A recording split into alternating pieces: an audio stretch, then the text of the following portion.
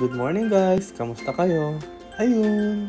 Bali magluluto tayo ngayon ng ginisang repolyo in olive oil sardines. Ang mga sangkap na gagamitin natin ay bawang, sibuyas, carrots, repolyo at yung ating sardines in olive oil.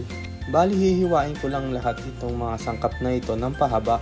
Gumamit na rin ako nitong peeler. Pampadali ito ng buhay.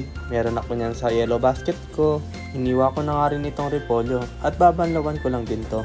Sinimulan ko na nga nilagay yung mantika ng sardinas. At pagkatapos niya, isusunod ko na yung bawang at sibuyas. Pag nakita kong medyo luto na yon, ilalagay ko na rin yung sardinas na natira tsaka ko gigisahin.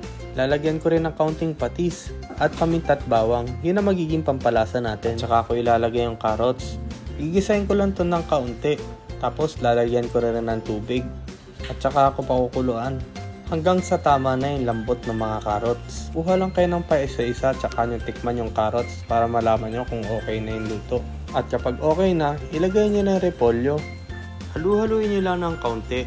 At ito yung sikreto, butter.